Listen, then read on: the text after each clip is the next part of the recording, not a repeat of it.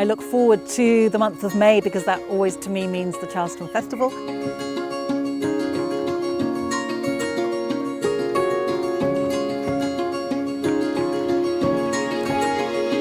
A place of great cultural interest and very beautiful.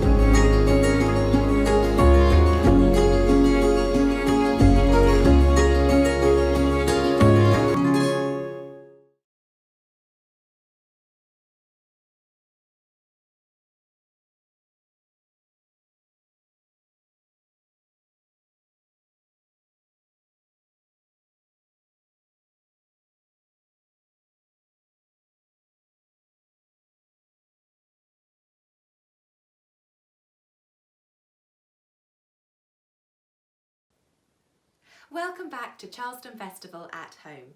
I'm Susanna Stevenson, Artistic Director for the Charleston Festival, and I'm here in Clive Bell's library at Charleston.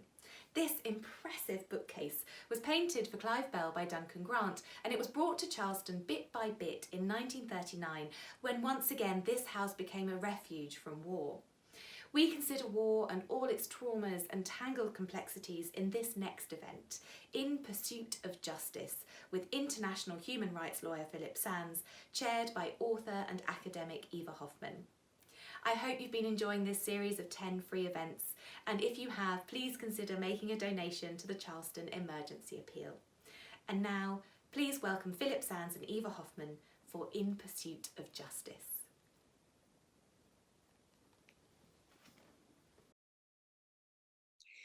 Good evening. Well, it's a great pleasure to be in conversation with Philippe Sands, a wonderful writer and a wonderful thinker about matters which are important to all of us and which actually do have particular resonances for me, as I think he knows.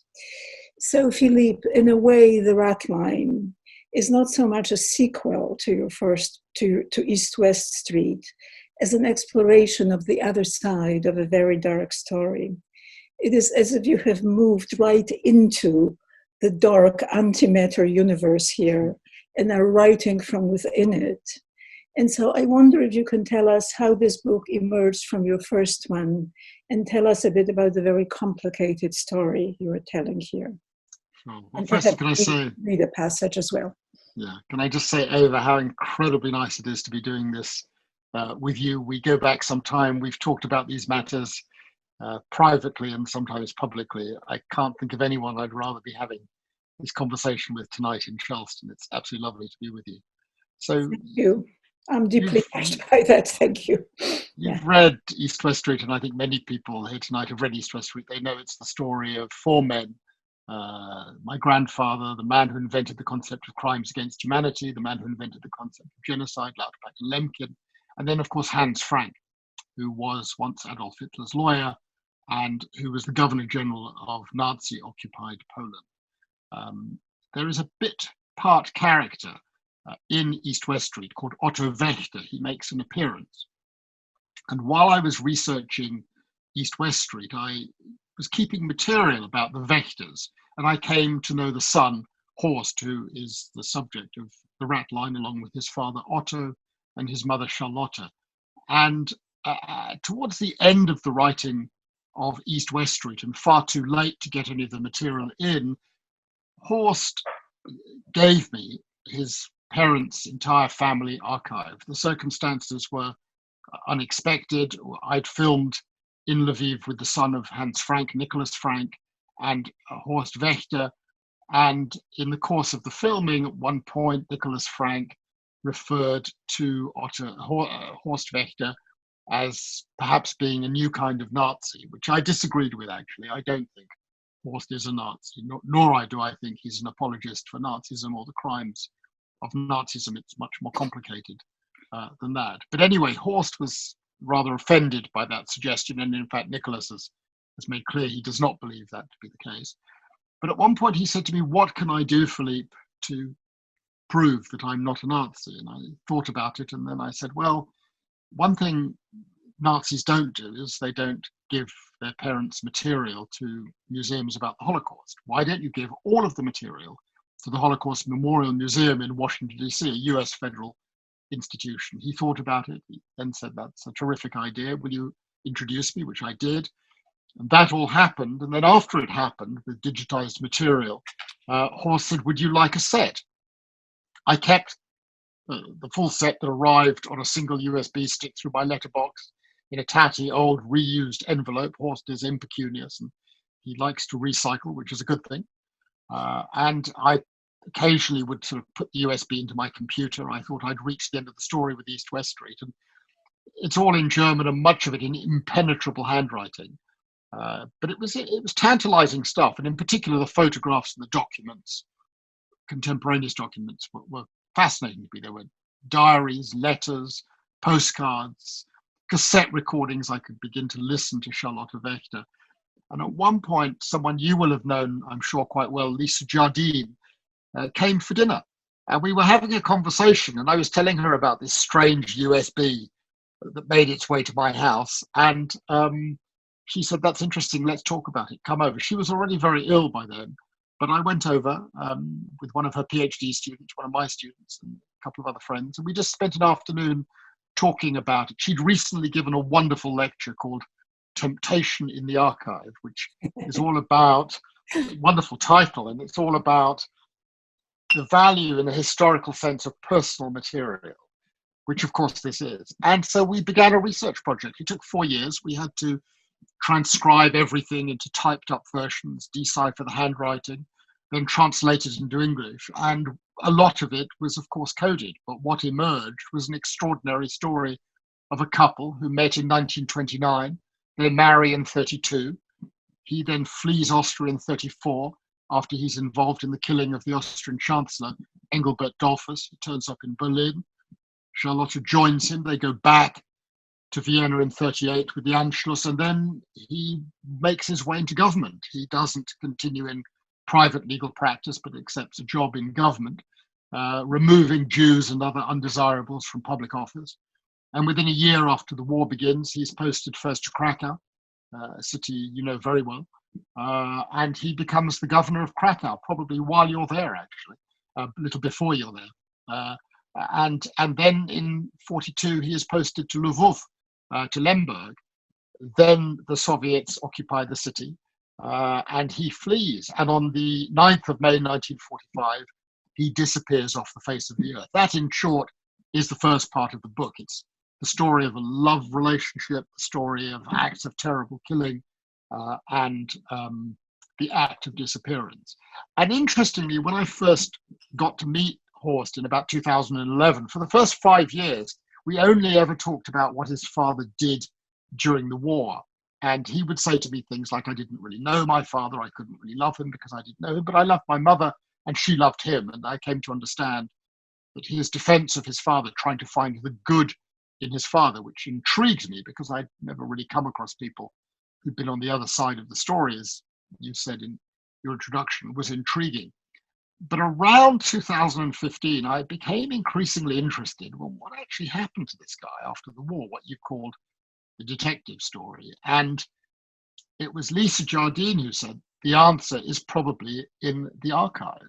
Their letters and diaries written between 45 and 49. And so that was a massive act of research. I had the most extraordinary researchers, James and Leah, leading the team in London, but also in Poland, in Ukraine, in Germany, in Austria. Extraordinary assistants and extraordinary people. And we uncovered what happened. He dies in mysterious circumstances. I won't give it all away, but we uncover the espionage ring into which he falls, and his efforts to get to South America along something called the Ratline, which of course had previously been traveled by notorious individuals like Eichmann, Mengele, Priebke, and a great number of others. So that in a nutshell is the story. But of course, along the way, we meet these remarkable characters. And one of the aspects of the story that is so troubling for me, of course, is the juxtaposition of horror and love. I'm very careful not to describe Otto Wächter as a monster because that's too simple. He did monstrous things, but he had another side of his life. And maybe I can do here a first reading to just juxtapose the complexity of their situation. Let's go to August 1942 to the city of Lemberg, Lviv. Die große Aktion, the action against the Jews, is just beginning. And I'll just read some brief extracts. On Sunday, the 16th of August, 1942, Otto wrote a long letter from Krakow. He was attending a party congress where he played ping pong with Pavlo, his friend, during the breaks. There was much to do in Lemberg after you left, he told Charlotte. The harvest data was recorded, workers were transferred to labor camps. In the Reich, already 250,000 have been sent from the district, he writes. And of course, there were the current large Jewish operations, the Judenaktion. After Bochnia, an earlier act of killing, this was a rare reference in a personal letter to matters of a kind that invariably passed in silence. He goes back from Krakow to Lemberg, where Heinrich Himmler has turned up. Otto returned early to Lemberg, as Himmler, one of the big ones, had decided to make an impromptu visit. I arrived just in time at the airport, Otto writes to Charlotte. Himmler's official diary records the engagements, from the arrival at Lemberg Airport on the evening of the 17th, where he was met by Otto, Globus, and Katzmann. The four had a meeting. No details are offered, followed by dinner. The next morning, Otto and Katzmann took Himmler on a sightseeing tour to see the Jewish camps on Durchgangsstrasse number 4, the road being built to connect Przemysl, Lemberg, Tarnopol, and Taganrog in the east. They visited camps at Jaktorov and Laki, about 60 kilometers east of Lemberg, had lunch, and returned to Limburg, from where Himmler returned to Berlin by plane. While Otto entertained Himmler, Charlotte's parents and his father visited Trumelsbach. Joseph took daily walks with Horst, a beloved grandson, while Charlotte attended the Salzburg Festival with the Fischbergs. A day of poetry at Schloss Leopoldskron, Mozart's Marriage of Figaro at the Festspielhaus, and then a simple dinner for 50 poets and writers, which went on until the early hours. In the days that followed, she greatly enjoyed a performance of Much Ado About Nothing, although it did leave her exhausted, and a thrilling performance of Bruckner's Seventh Symphony, her favorite piece of music. It sounded even better, she wrote, when you see it seated in the Gauleiter's box. What a pair they are, these two, eh? What a pair indeed. I just want to mention two realizations that I had when I read your book. And one was a very terrible realization, and that was that my parents' families were probably killed on the order of Otto Wächter. They lived in a tiny little shtetl some miles east of Lviv, so presumably very much within the sphere of Wächter's governance. Their lives were saved by Ukrainians and Poles, a rather rare instance, but it gives you some sense of the terrible complexities of that situation. But their entire families were killed in a massacre ordered by the Nazis, so ultimately by the order of Wächter. That was one realization. The other one was not so distressing, but still a bit uncanny, and that is that Wächter, when he was the governor of Krakow, lived in the Potocki Palace. For me, the Potocki Palace has some very pleasant associations. I've been to conferences there, but also it housed, from the 60s on, it housed this very subversive cabaret. It was one of the features of the Polish situation that they could have these subversive cabarets. And I knew people who were associated with it, and one wonderful friend who also has written about this history. And quite incidentally, really, my former translator claims that this was his family mansion, before it was taken over during the war by various actors. So, so there is just a sense of uncanniness about it. Uncanniness, which incidentally I think is very much reflected in the photographs that you include in your book, which are very Sebald-like, it seems to me. I don't know if you were thinking of Sebald. They exude a kind of pastness, but you don't know exactly what they are. So they exude ambiguity. And altogether, there is something incredibly ambiguous, as you're indicating, about delving into this dark universe from within. I mean, the Wächters and other top Nazis lived lives of culture, stylishness, love of art, mountain climbing, but they also engaged in perpetrating unspeakable horrors.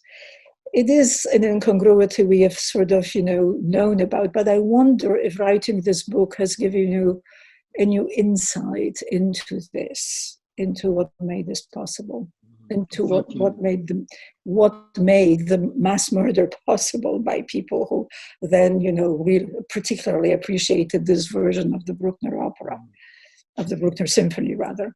Yeah. When seated in the Gauleiter's box, things usually are even better. Thank you, Eva, for sharing that with us. It's very touching and very affecting.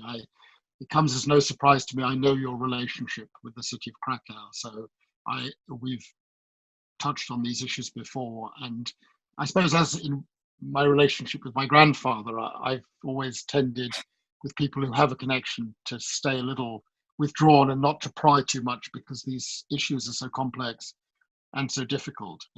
You're, of course, not the first person who's read the book, although it's only been out for about a month, who's been somewhat affected by the realization of the points of connection. And so I had expected that, but nevertheless, each time it's said to me, it touches me, and I see things yet again from a different angle. I mean, I suppose it is the great question, or the big question. How could it be that individuals who were highly intelligent, highly cultured, highly educated, wealthy, prosperous, not threatened, could get involved in such horror? And the simple answer, of course, is to say, oh, well, they're just evil people. But I've never really accepted that. And I think that is in part because of the job that I do, wearing another hat as a barrister in courts around the world, in international courts, seeing terrible things happening. And you very often see people that you've come across who've done the most terrible things, and yet they are, on the face of it, gentle, with a sense of humor, warm, probably very good dinner companions. And you are asking yourself, as you confront these people in real life, how can this possibly be? And then, of course, you go to the next stage and you ask yourself, well, what about me? Could I do this? And in a sense, I have to put my hand on my heart and say to myself, well, perhaps I can't completely exclude that in some circumstances I might do terrible things. I hope that I wouldn't, but we don't know. But you've touched the nail on the head. I mean, in a sense, it's a bit of an obsession. I've now spent 10 years immersed in this story, or different aspects of it. Why do I dig so deep? And I suppose in part it's about family memory, knowing who my grandfather was, and identity. And the more you unpick the details, the more real the human beings become. And I think it's in that sense that we can begin to get answers to the questions. I mean, you'll remember, for example, there's one letter that Otto receives when his father, who was a military man and a minister in a government in the 20s, this very senior and authoritative figure, Joseph Wächter, writes to his son when he's in Krakow and says, oh, my darling son, it's terrible. A friend of mine has married a Jew, and they've produced a daughter, and the daughter is now sort of embroiled in your race legislation. could you perhaps do something for her, ameliorate her situation, just on this one occasion? And Otto writes back to his father, a rather formal letter, quite warm, but he basically says, no, bugger off. This is my world. We need to protect ourselves from these people, this pestilence that is threatening us. And you get in that letter, a family letter, a real sense of who this person is. And literally, you could not invent these characters, because I think Charlotte was deeply complicit. And she knew everything about what he was doing. I don't accept the notion of banality of evil, at least in relation to these people. They knew what they were doing and they chose to do it. And that emerges from the material. You know, they stand together on the Heldenplatz with Hitler, 1 meter from Adolf Hitler, during that terrible day in March 38. And then they walk down the large marble balcony inside the Heldenplatz, and at the bottom of the balcony, Otto says to Charlotte, so my darling, what do I do? Do I carry on in legal practice and make a lot of money? Or shall I accept the government's offer from Arthur Seyss-Inquart and take a job as state commissioner? And he takes the job, and she urges him to take the job. And he then is engaged in the most diabolical work straight away.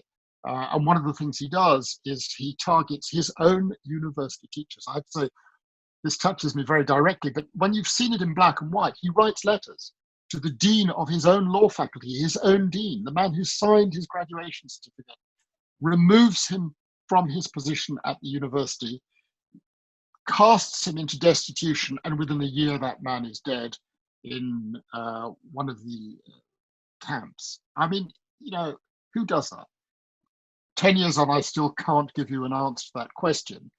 But the terrible truth is that if we were to sit and have dinner with this couple at a dining table, we would probably have an entertaining dinner. How do we square that? How do we square it? Well, there is clearly, the power of ideology, the incredible power of ideology. There is also something that the Polish sociologist who lived in Great Britain and whose wife went through the Holocaust called the production of distance. And it's, the gradual dehumanization of Jews, of the other, of Jews in this case, of the other altogether. Gradual distancing, gradual dehumanization. So then, they really are subhuman, and you can do, in fact, subhuman things to them. I was at that conversation, that first conversation that you had with Nicholas Frank and Otto Wächter at South Bank Center, which was very interesting, of course, which was fascinating. And someone asked the question, why do you think so many Germans went along with this? And, it's an often asked question. I think Hans Frank gave the best answer I'd ever heard.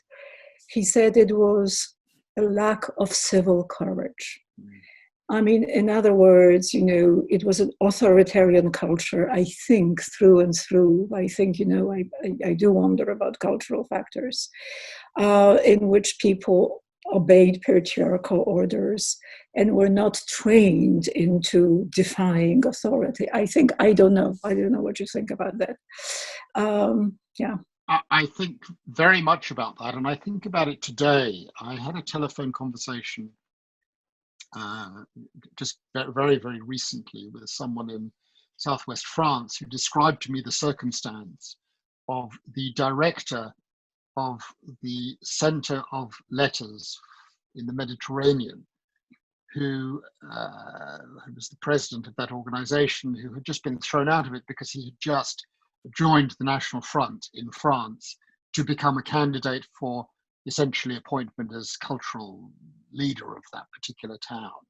And I thought about that in connection with how it begins and how it is that this is a man that I knew, the man that I met, struck me as a very decent person. I was pretty shocked when I heard about this. Why does it happen? It's a mix, I think, of a sense of vulnerability, a sense of ambition, a sense of not wanting to think really where these things lead to. And what we learn from the story of Otto and Charlotte Wächter is that one thing always leads to another. You'll have picked up, because you're a very astute reader, Eva, that as I've written the book and I keep a distant voice, as I did with East West Street, Wächter crosses a series of lines. And each time he crosses a line, the world doesn't collapse. In 21, he attacks Jews and is imprisoned for a week. In 23, he joins the Nazi Party. In 34, he leads the plot against Dollfuss. And each time, with every act of horror, there's a temporary backlash, and then he's back. And of course, that has parallels with some of the characters in our own lives today. Push the lines far enough, cross them, enter a new space, and eventually you end up in a place where truly terrible things can happen. And I think that's one of the things I'm trying to do in the writing of this book, to teach myself what happens when you cross lines, and that ultimately to understand that it is for each of us necessary to place absolute limits on what we are willing to do in the name of our own personal ambitions. And that's very tough. Yeah, well, that's very much a question which was on my mind as I was reading it. Is history repeating itself to some extent, or does history not? I mean, I think that, the problem is that history doesn't repeat itself exactly, or it would be a bit easier to learn from it. But we do see certain patterns and certain, certain repetitions, and clearly we need to think about how to counteract, the force of the forces of the dark universe. I think we have to call things out. I think that's our responsibility, and we pay a price for that. But it's not only calling things out which happened today.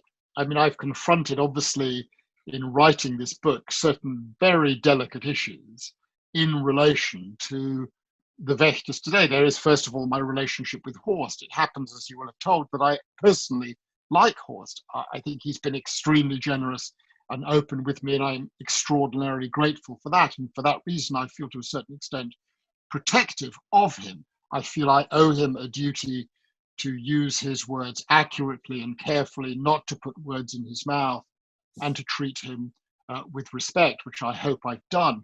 But of course, there are many other members of the family. The Wächters produced 6 children and 23 grandchildren. And as you can imagine, some of those grandchildren today and some of the children are less than delighted that I have written such a book.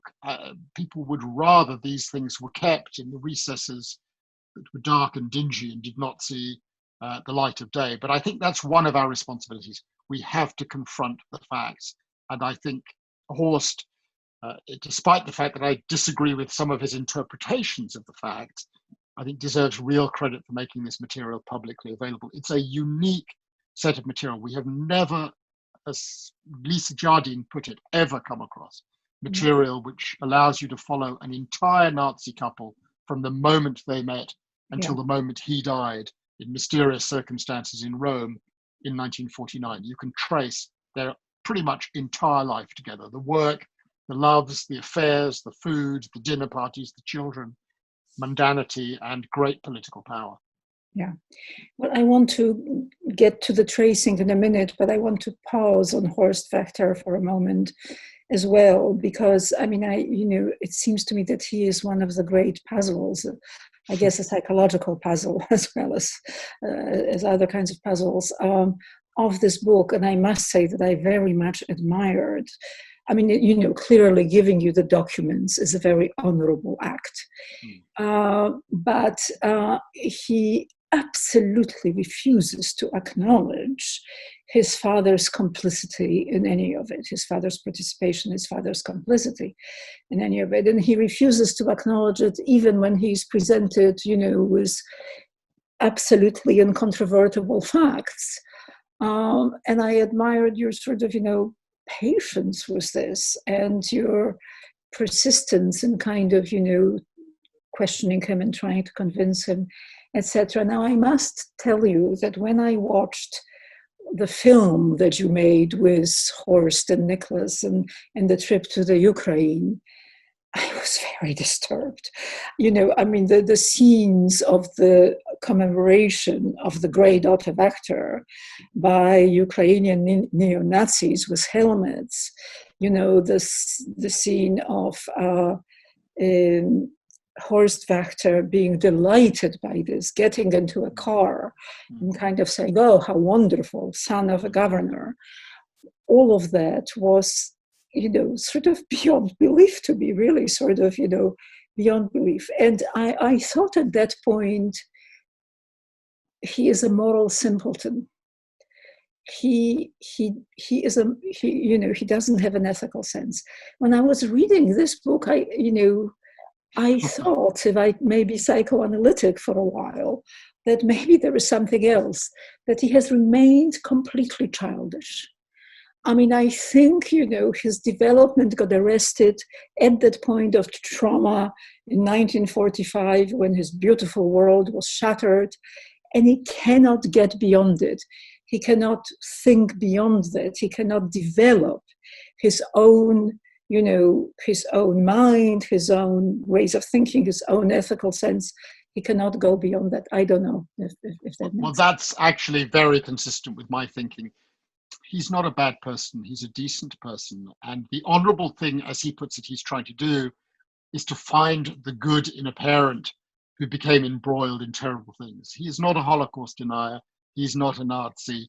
He recognizes that his father was, in fact, involved in terrible things, but that he wasn't, if you like, culpable in a criminal sense because he didn't want to do bad things. I mean, as you say, I spent 5 years finding the material. Each time I'd find something and show it to Horst, I think, oh, okay, he's got to react to this. When I showed him the indictment that I finally found, his father being indicted by Polish and American authorities for mass murder, killing of 100,000 or more Poles, I thought, well, okay, he's got to accept it. But no, he didn't accept that.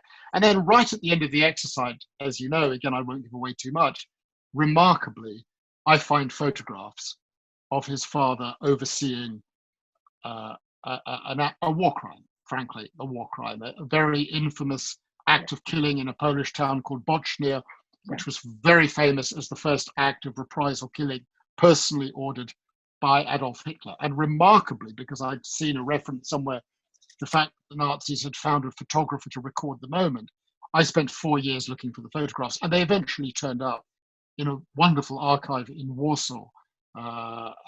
Shocking photographs, absolutely shocking. And as you say, incontrovertible. And yes, I'm deeply affected by the work of W.G. Sebald, who I suppose, and in fact, I know you knew, I didn't know him, sadly.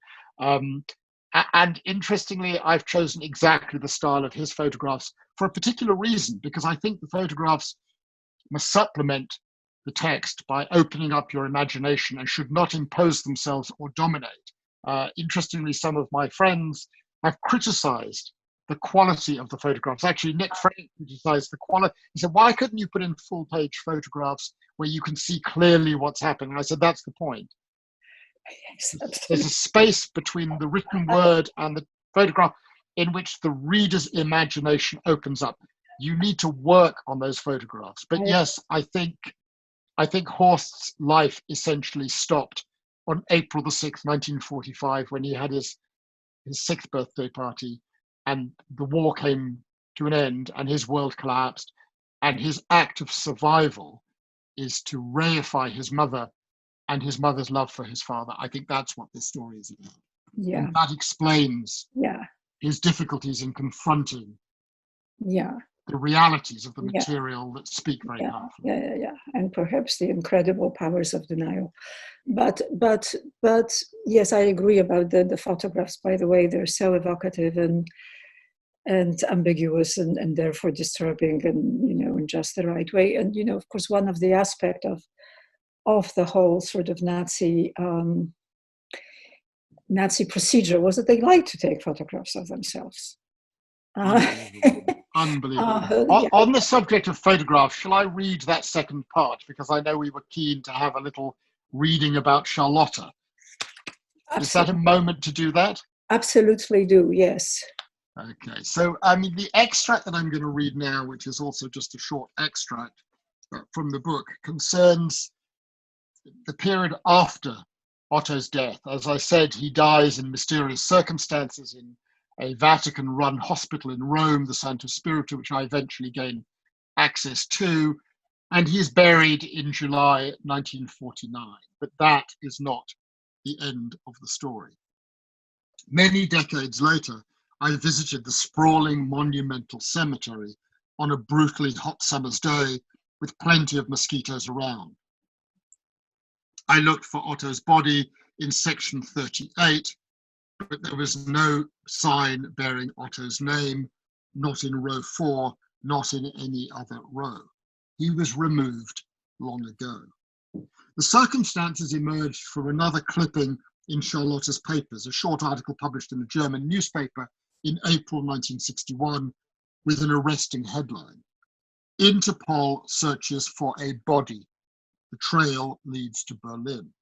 The article described the efforts of Italian police and Interpol to locate the mortal remains of Freiherr Otto von Wächter, a Nazi-era war criminal who was never brought to justice.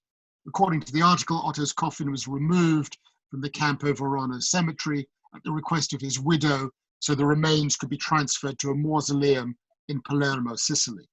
The remains were driven away in a car.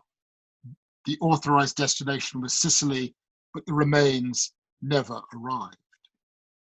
This was Otto's third act of disappearance, and Horst explained to me what happened. After Bishop Hudal reminded his mother of her husband's dying wish to be buried in Austria.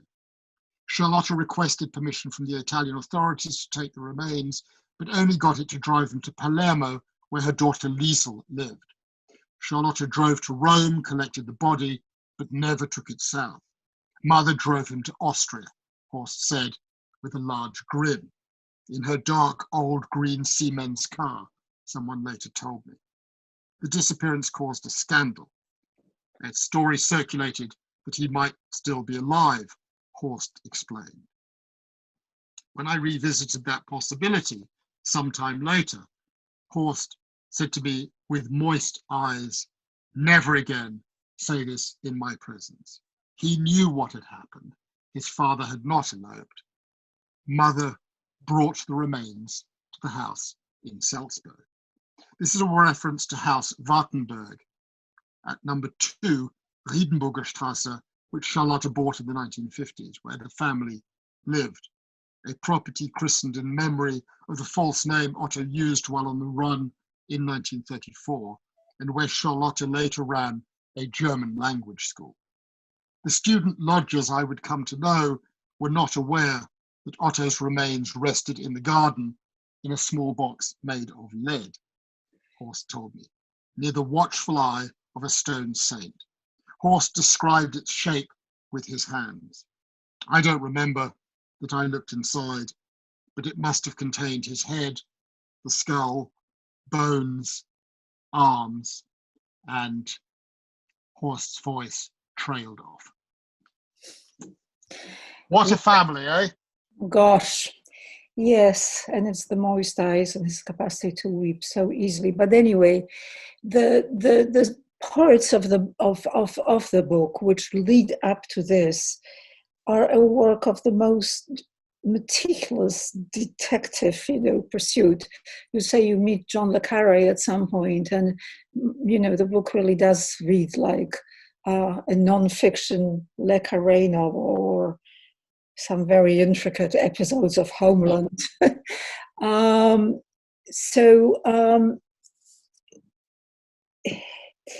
And I wonder how much you knew about the Ratline before you started this investigation, this fantastic piece of detective work and legal work, really. You're acting as a lawyer here and as a detective. How much you knew about the Ratline, and were there discoveries that were shocking to you? So the Ratline describes the Reich migratory route from Italy to South America. It's the escape route. And of course, I'd heard something about it, and we've all seen these films, the boys from Brazil and Marathon Man, and there's all these stories about Adolf Eichmann escaping and Mengele disappearing. So I knew that.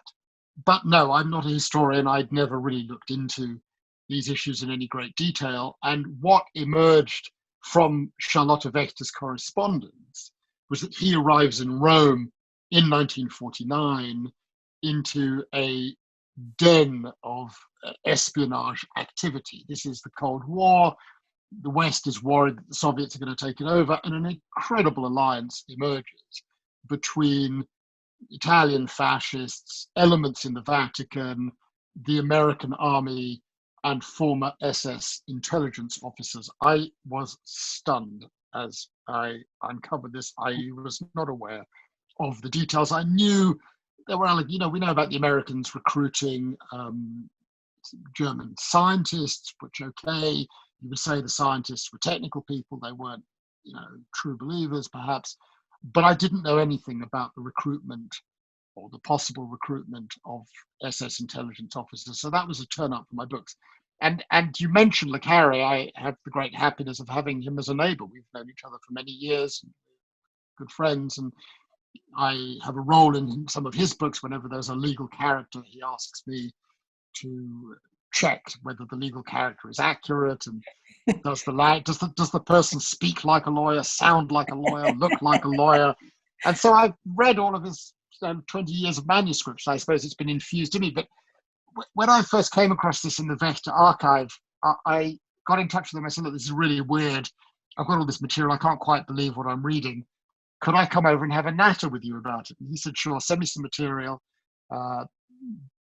Come over with a few documents and photographs from the material and bring some cakes and tea and we'll talk about it. And we sat and talked about it. And the first thing he said was, it's amazing. I was there in 1949. And I said, what do you mean you were there? He said, I was in Austria. I was a young soldier and my job was interrogating German captives. And I said, well, for what purpose? To prosecute them? He said, no, to recruit them. He said it was very confusing. I'd grown up believing that these people were the worst of the worst. And here I was, 4 years after the end of the war.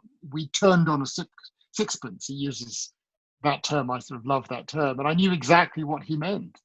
And the British and the Americans had changed position completely. And the old enemy had become the new friend and the old ally had become the new enemy. And that was the world in which Wächter emerged. And for me, I have to say, it was both rather shocking and rather confusing. And it's in that context, of course, that we enter the mystery of Wächter's death. Charlotte Wächter believed her husband had been poisoned.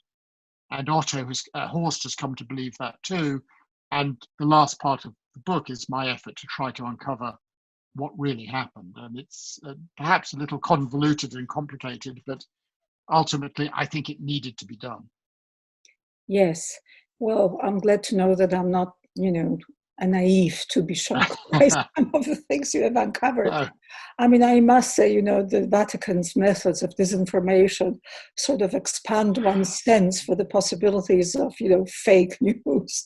I mean, that was as shocking to me as anything. I'm very careful. You'll notice I'm very careful in the book. I don't express a view on who was involved at the top of the Vatican. Yeah. I mean, there's some evidence, the work of Dieter Sereny, who I'm sure you would have known very well, who found connections between Pius XII and the Ratline, and I do reference that. But ultimately, Wächter was helped by an Austrian bishop, Alois Hudal, who of course helped many others, including Mengele and Priebke, and many, many others, get to South America. And Hudal was a Vatican bishop, and in that way, the Vatican was involved in some way. But the Vatican, like any institution, is a divided place, and I think different individuals pulled in different directions. And hence, I don't express a view ultimately as, I don't call it a Vatican complicity, I call it the complicity of Bishop Hudal, who was a Vatican bishop. Yeah. How much further up the chain it went is a question we may get to know about, because now, of course, the archive has just been opened, and but for coronavirus, we would start getting some answers to some pretty big questions. Exactly. Yes. I think I was, particularly shocked by, I think it was a poster or an image in the Anima House, which you which you visit late on, and it's a pact, a kind of a celebration of the pact between the Vatican and the Nazis, and it's still there. And the priest or the bishop who's in charge of it, points to this was right. But but I'm sure you're right, and it will of course be very interesting to have all of these new revelations. However, this, perhaps brings us to, all the way back to the title of your book, or the subtitle, which is, Love, Lies, and Justice, on the trail of a Nazi criminal. I'm not sure I got it exactly right, but it's Love, Lies, and Justice. And, there is indeed love. Charlotte's love for Otto is incontrovertible, even if for me it is, tainted by the fact that it is love, for this, a perpetrator of mass murder, and a love which partly springs out of her devotion to Hitler and out of her absolute commitment to this ideology. But there is love. There are a lot of lies. But I wonder if you think, that justice has been done. Is it possible to achieve justice after crimes, after genocide, or after, these enormous crimes? I mean, in East-West Street, the two protagonists, the two heroes of your book are Lauterpacht and Lemkin, who inscribed into law the notions of human rights, crimes against humanity, and the crime of genocide. So we understand these as crimes, but is there redress? Do you think that redress is possible? Well, that's a very big question, Eva. No. How long have we got? Not very long. Give us a short answer. I know. I mean, justice is so complex. There was no formalized justice. He was indicted. He was never caught, and he escaped. And as Horst puts it, my father died an innocent man. And of course, I'm a barrister. You've never been convicted. In a formal sense, you're innocent. But I have no doubt, as I say to Horst on numerous occasions, if his father had been caught, he would have been tried, he would have been convicted, and he would have borne the same fate as all of his close colleagues, which is death by hanging. That's what would have happened to him. But he wasn't caught, he escaped. And his name was whitewashed out of history for 70 years. And this book, and the film, and it's also a podcast of the same name, The Ratline, is a way of placing the spotlight back on him, maybe in a sense, evoking your parents' family and my grandfather's family, who were on the receiving end of Otto Wächter's not so generous spirit. It's a way of prosecuting in a very personal way a sense of justice. But of course, he met a pretty gruesome and painful end. You will recall how Charlotte Wächter describes seeing his corpse, black as a Negro, when she sees it in a morgue in the Verano cemetery. And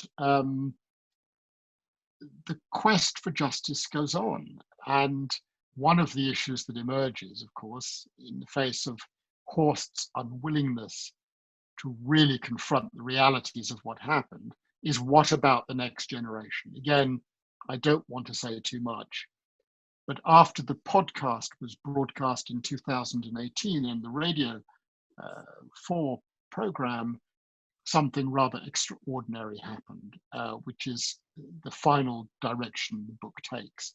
This is, in a sense, the encounter with Horst is, in a curious way, the gift that never stops giving. You reach a point of conclusion, a film, a profile, a podcast, you always think it's the end of the matter. And then boom, something pops out which stuns you that you could not have imagined and off it is, you're up and running again. So I think, as I tell my wife, I've pretty much reached a point of closure on this issue, except, of course, that I haven't, because just as Otto Wächter was a bit part player in East-West Street, so does a bit part player in the Ratline, the dreadful Walter Rauff, inventor of the mobile gas chamber, become a major part of the next book that I've started writing, which takes us off to South America, to Chile, to the regime of Augusto Pinochet, and the allegation that Pinochet's regime used Otto Wächter's old comrade as an interrogator. That is at an early stage of research. I don't know where it's going to head, but it seems that the stories just go on and on. The stories go on and on, indeed. Well, I mean, and clearly, the motto of never again has not been fulfilled at all. And, you have had dealings with the legal side of it, as the trial of Aung San Suu Kyi. It seems to me that, that perhaps we have got, well, I don't know. What I actually want to say just from me, from myself, is that I think, the one thing that is absolutely owed to those who lost their lives and to, to those who have survived, to the, to the inheritors of these crimes, is recognition. Recognition of what happened. It's the one thing that is owed. Primo Levi, when he was in Auschwitz, was most terrified that, when he came out, he would not be believed. And this turned out to be terribly true. And I think, Horst's sort of deficiency here is, his sort of lack of recognition. And on the other hand, recognition can be a sort of balm, I think. May I just tell you one story from the Truth and Reconciliation Commission in South Africa. I read the proceedings of it at some point, and there was a testimony, and this was a commission in which the victims were allowed to confront the perpetrators. And the perpetrators did not have to admit their guilt, so in a sense it was not that kind of justice. But they needed to confront the victims and to admit to what they did. And there was a testimony from a man who was blind, who was, literally blind, and who was confronting the man who tortured him during the apartheid era, and who said terrible things to him while he was torturing him. And the blind man kept saying, "Did you say these things? Did you say these things? Did you say these things?" And finally, the perpetrator says, "Yes, I said these things." And the blind man at the end of this says, "I want to thank the commission because I was blind and now I can see."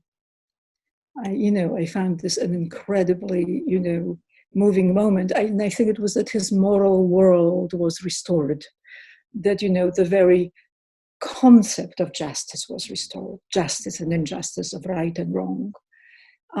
So I think, recognition is terribly important, and it doesn't always happen in a collective recognition too.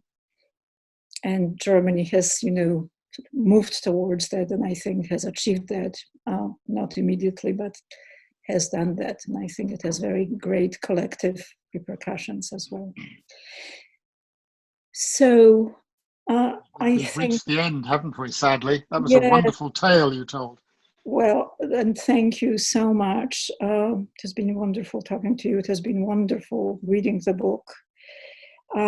So thank you for the book. Thank you to Charleston at Home for enabling this conversation to go on. in this, very up-to-date form. I think we have to be grateful for digital technologies. And thank you. It has been a great pleasure to read the book, Philippe, and to talk to you. And thank you, Eva, and thank you to Charleston. And although we were at home this time, it would be great to do it there together as we had planned this summer. And I hope that we do in the weeks and months to come. Thank you so much, Eva. Thank you, and good night.